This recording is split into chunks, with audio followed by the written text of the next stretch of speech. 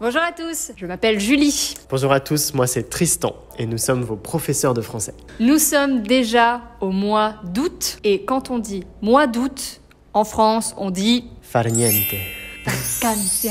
Les vacances. Les vacances. Les vacances, c'est prendre du plaisir, Voilà. ailleurs, se reposer, prendre un moment pour soi, voir des amis, de la famille. Il y a beaucoup de stéréotypes sur la France, les vacances. Les gens pensent que les Français travaillent pas, les Français sont tout le temps en vacances. Est-ce que c'est vrai? On a beaucoup de vacances, Oui. soit. Aujourd'hui, on va justement voir un petit peu ce qui est vrai et ce qui est faux. Voilà. Alors déjà, il faut remonter un peu plus loin. En France, il y a eu les toutes premières vacances, ça s'appelait le Grand Tour. C'était Oui.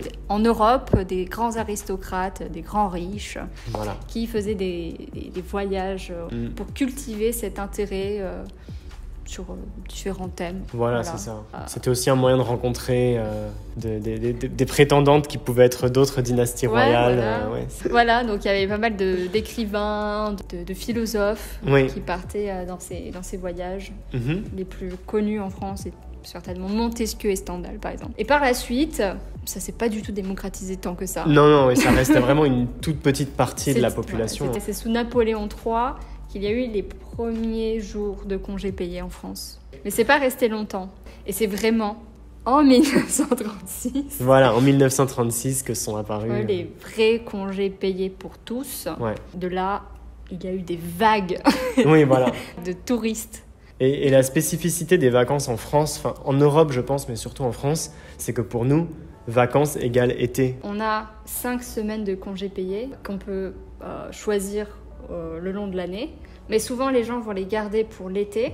Non seulement parce que les enfants ont des vacances en été, Voilà. ne vont pas à l'école. Mhm. Donc pour être en famille, partager un moment ensemble, souvent ils vont prendre 2-3 semaines en été. Donc, Bah, surtout qu'en fait, c'est la plupart des entreprises, elles sont obligées de donner leurs vacances en été. À part bien sûr quand vous travaillez dans le tourisme où vous devez travailler l'été, la plupart des entreprises en fait, par la loi, elles sont obligées de donner leurs vacances en été aux employés. salariés. La période qui va du 15 juillet au 15 août à peu près. il y a un basculement vers une économie touristique. Voilà, exactement. Tout le monde C'est- part en vacances à ce moment-là. Il n'y a plus personne dans les bureaux. La France, c'est le pays du tourisme. Clairement. Ouais. C'est aujourd'hui la première destination touristique au monde. Hein. Ouais, voilà. Le tourisme, c'est un secteur important en France. Ouais. Non seulement par les étrangers, mais aussi intérieurs. Hein. Mm. En termes d'économie, c'est plus important que l'agriculture, j'ai Ouais. du mal à prononcer mes mots aujourd'hui, et l'aéronautique. Alors que l'aéronautique, c'est quand même un pan important en France. Ah oui, oui, hein. bah, on a Airbus quand même. Hein. Ouais. C'est grâce à qui que vous partez en vacances? Non. Je sais pas si c'est pareil à Bordeaux, mais en tout cas, la période estivale à Paris, elle est vraiment bizarre parce que tous les Parisiens s'en vont et tous les touristes qui viennent de loin arrivent en fait. Et Paris se transforme un petit peu en une espèce de ville Disneyland. Donc les coins touristiques sont absolument envahis. Si vous allez sur les Champs-Élysées, sous la Tour Eiffel, vous allez avoir une masse de touristes. Mais si vous allez dans les zones résidentielles, là par contre, il n'y a plus personne. Dans les autres régions, on va avoir tendance à rester dans nos régions Ouais. ou pas trop loin. Depuis Bordeaux, à 30 minutes, même pas moins d'une heure, on arrive à Arcachon, Andernos. Oui. C'est les lieux aimés par les Parisiens. Oui, voilà. c'est- Donc en fait, toute la France Ouais. se retrouve au sud. Voilà, c'est ça. Plus les étrangers. Ah oui, nos amis. Nos amis, les Néerlandais. Avec leur caravane qui roule à 2 à l'heure sur la route. Et les Allemands avec leurs claquettes chaussettes. Ah oui, eux ils vont sur les plages nudistes.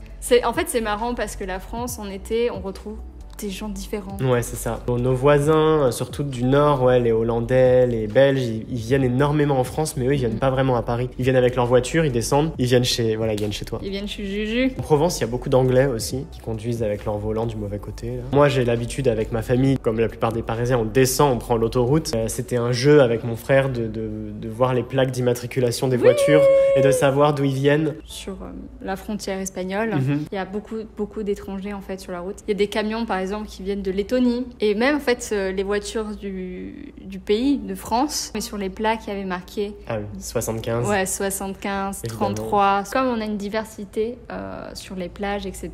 Quand on était gamin en fait, on avait des petits amoureux d'été Ah oui, c'est ça. allemands, anglais. La petite anglaise du camp d'été, et puis un jour j'ai découvert qu'elle avait brûlé Jeanne d'Arc. Quand j'ai dit que les Français allaient vers le sud, c'est pas forcément juste le sud de la France. Par exemple, si vous allez à Barcelone Oh là en là. été, bah, c'est envahi de Français. Hein. Et à cause de nous, bah, les locations touristiques sont extrêmement chères et les Barcelonais n'arrivent plus à habiter dans leur propre ville. Enfin, ça pose énormément de problèmes, hein, tout ça. Toujours la faute des Parisiens. Et... Je te rappelle que les Bordelais, c'est un peu Paris number 2, hein, non? Bah, à cause de qui? À cause du TGV. L'Europe, c'est pas loin en fait. Ouais, pour nous, c'est la porte à côté. C'est pas forcément un étranger. Pour moi, en tant que Parisien, c'est moins long, moins cher d'aller à Bruxelles que d'aller à Nice. Pour aller à Porto, par exemple, de Bordeaux, on peut s'en tirer pour 50 € aller-retour. Ouais, c'est ça, ouais. Nous, ce qu'on fait en vacances, c'est surtout la plage. La plage, voilà. C'est ça. Moi, je sais que, par exemple, dans ma famille, chaque vacances d'été, il y a un quota plage à respecter.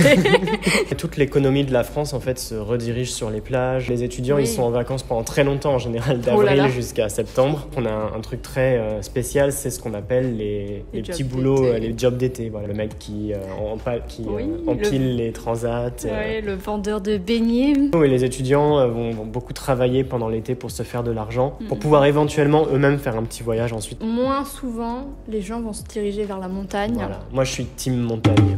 Moi, je suis team tout. Surtout quand il y a plein de gens, la mer, elle est un peu sale.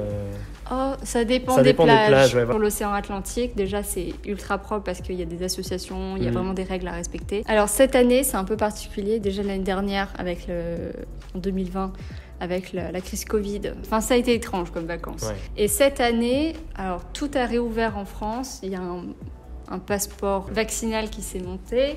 La situation est vraiment en train de changer. On ne sait pas trop comment ça va être. Pour le moment, de ce qu'on comprend, c'est que les personnes non vaccinées n'ont pas accès aux vacances, probablement, ou pas les mêmes vacances. Ouais, Voilà, c'est ça. Moi, je sais que quand on regardait les médias, par exemple, les médias français vers avril-mai, toutes les questions que se posaient les Français, c'était pas du tout par rapport au Covid ou quoi, que c'était est-ce qu'on va pouvoir partir en vacances? Ça montre vraiment cet attachement qu'ont les Français aux vacances. Après, ça se comprend d'autant plus qu'en France, il y a eu un an de rien. Mais je comprends tout à fait les Français qui voulaient à tout prix ces vacances. C'était le seul truc qui les faisait tenir, c'était se dire...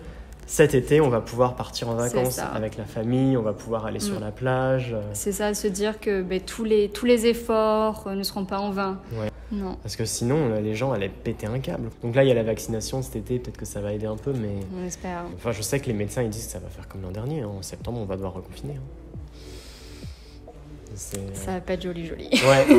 Voilà, donc les vacances, c'est quoi? C'est surtout passer du temps avec la famille, je pense. Oui. J'ai l'impression que pour les Taïwanais, partir en vacances, c'est tout de suite, on va dépenser beaucoup d'argent, on va aller très loin, et ça reste assez exceptionnel. Nous, on va dépenser peut-être un peu moins d'argent, mais on va le faire plus souvent, et on va aller moins loin. Est-ce que vous avez déjà passé des vacances en France? Ailleurs qu'à Paris. Et quelle a été votre impression sur ces vacances-là, sur cet endroit en particulier? Nous allons commencer une petite série sur des lieux en France ou ailleurs, des pays francophones. Oui, parce que de vue d'Asie, la France, c'est Paris, peut-être une petite virée au Mont-Saint-Michel à la limite. Si vous avez une expérience de vacances dans un pays francophone. Tout à fait. Très intéressé. Voilà.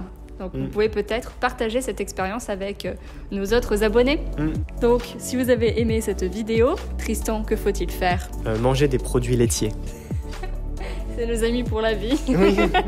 Aimez cette vidéo, partagez-la, abonnez-vous, petite clochette aussi, en passant. Ouais. Et surtout, soyez gentils. À la prochaine. Bye bye. Bye bye.